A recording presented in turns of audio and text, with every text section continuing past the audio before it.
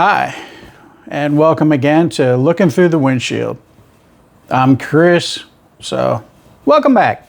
Just as a recap, I've been in trucking over 25 years, probably closer to 28 now, but who's counting? I wanted to talk today just a little bit different about some of my experiences on the road, things I've seen, places I've been, lighten it up a little bit because I know my first two videos, they were a little bit on the heavy side. Early on, I was started driving for a company straight out of CDL school, and I stayed up in the Great White North. And for anybody new, that's anything above, I would say, basically from Kentucky north, because in the wintertime, it's white.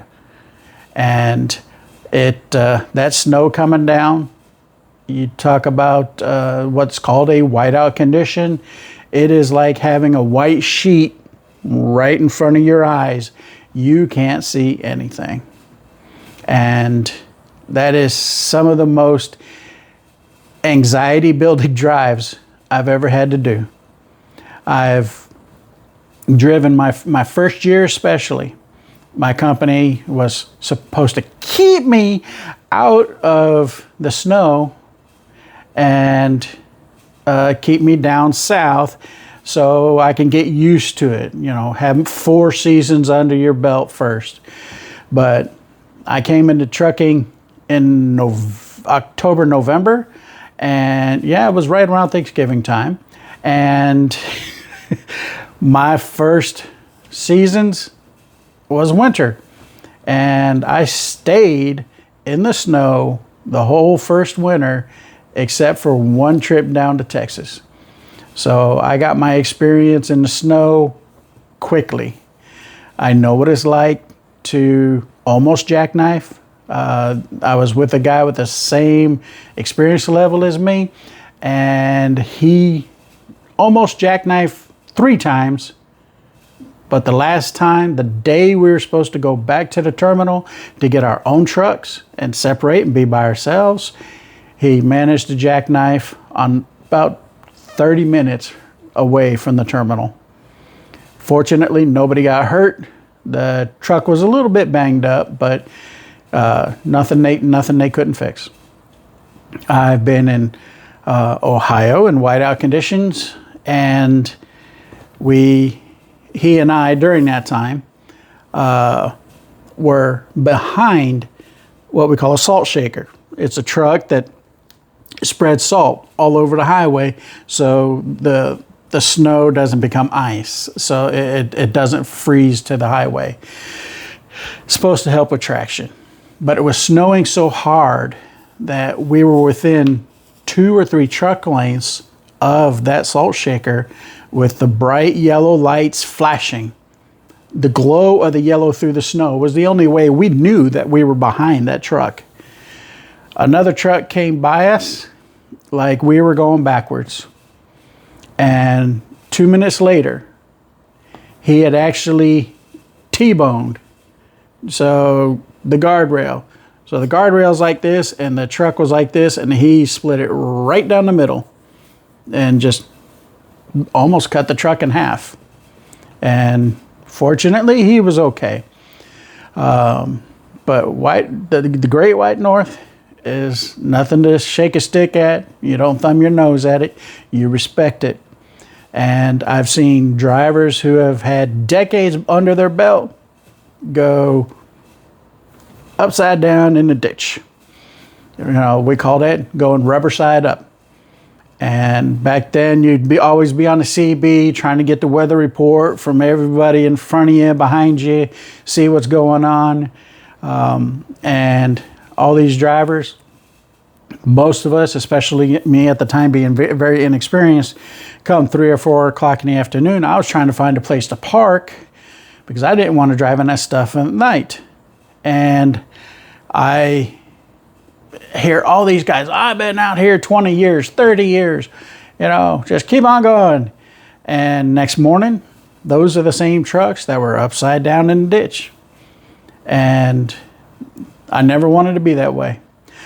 Right now in my career with the present company I'm with, I have that last check from my safety department. I have over 1.9 million safe miles. By July of next year, in 2026, I should, if everything goes right and I do my job right, I will have 2 million safe miles. And that is something I've always striven to do. My first goal was my 1,000,000 miles. My second goal is my 2 million miles. I'm getting up there in years. I may not make 3 million miles, but we'll see how it goes. That, and with the invent of self-driving trucks like they're doing in Texas, who knows? I may be replaced before I hit 3 million. We'll figure that out later. One place I really did enjoy, not wintertime, was Oklahoma. And I found it rather interesting. I was still new in trucking, and I was in this back highway in the middle of nowhere, had to use the restroom, and there was a convenience store right there. It just had a big enough turnaround you can go around the building and park next to the fence line. I went inside, went to the bathroom, came out, went to go get a soda, and didn't pay too much attention. I heard the chime of the door, and by the time I got my drink and a bag of chips, started heading to the cashier, there was a guy right there at the cashier. I know I sound like a redneck. I've been in the country long enough. I've picked up the accent, but I'm a city boy. And for those old enough to know, I saw a young version of the Marlboro Man. For you young folks that you don't see him on advertisements anymore, is a true dyed-in-the-wool cowboy. Hat, leather vest, chaps, big old fat belt buckle, boots, circle on the back pocket for his chewing tobacco, the whole 9 yards. And I laughed to myself because as a city boy, I've never seen I've seen guys dress as cowboys, but I've never seen a real cowboy. But I got to thinking, like I usually do, I might go completely out in left field, is I laughed to myself. And he turned around because my mental laughing for myself turned out to be outward. And he says, "Everything okay?" And I said, "Well, I apologize. Yes, sir, everything's fine, but I've never seen a real cowboy before." And I said, "But you only have one thing missing." And he looked down at himself, looked back at me, and said, "What's that?" I said, "You're missing a horse." No joke, no exaggeration. He said, "He better be tied up outside or someone's getting shot." I had to laugh because I thought he was joking. We both walked outside, and sure as day rises in the east, there was a horse tied up to the post outside waiting on him. And he had that cowboy saddle, he had that rifles in the holster, the whole nine thing. It looked like someone just plucked him out of a John Wayne movie and put him at the convenience store. It was one of the coolest things I've seen. And to this day, I haven't forgotten it, and I don't think I'll ever forget it. Another thing in Oklahoma is being way out there. You have the wooden fence posts and the barbed wire fencing, it's cordoning off people's property. And I've seen hawks perched on each post for a good quarter mile. There must have been 30 or 40 of them, somewhere, give or take, looking for their breakfast. I've seen huge skunks, and I don't know what they were eating, but they were definitely healthy. And that was all just Oklahoma. In the Northeast, of course, everybody talks about the leaves turning colors, especially way up in the Northeast, New York and further north.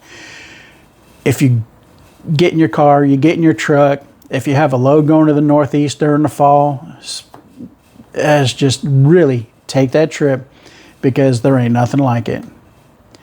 If you go further out west, you get the flat desert-like lands, New Mexico, and even Texas. Texas ain't completely flat, but it's close enough. You get to see for miles and miles and miles. Unlike here where I live in the Southeast, everything's green, you have hills, you got the Appalachian Mountains. Everything's not flat. Out there, it is. So it kind of puts your brain on overload a little bit because you're not used to it. And if you're in trucking and especially over the road, we call OTR, you guys know what it's like. When you're doing these trips, take the time, appreciate what you're looking at through your windshield, because the creation around you is a very beautiful thing. And when you stop, you just might run into a real life cowboy. Not one of them guys who dress like one and want to be one on the weekend and have a suit the rest of the week. And for you guys and gals going into trucking or thinking about it, or those who are just thinking about taking a vacation, pick a place on the map and go. You know, it doesn't have to be fancy. You just look at a map, say we're going to go from here to here, we're going to take these roads and see what there is to be seen. There are tons of small towns that have great personality and character to them that you might be surprised. You actually do find the coolest little things out in the middle of nowhere.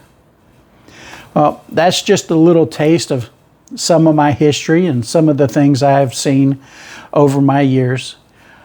You guys, in the comments, tell me some of the cool things you've seen, some of the cool places you've been to. Let's compare notes. Let's encourage each other to get out there and explore this great expanse that we live in. And if you see me looking through the windshield, honk your horn and wave hi.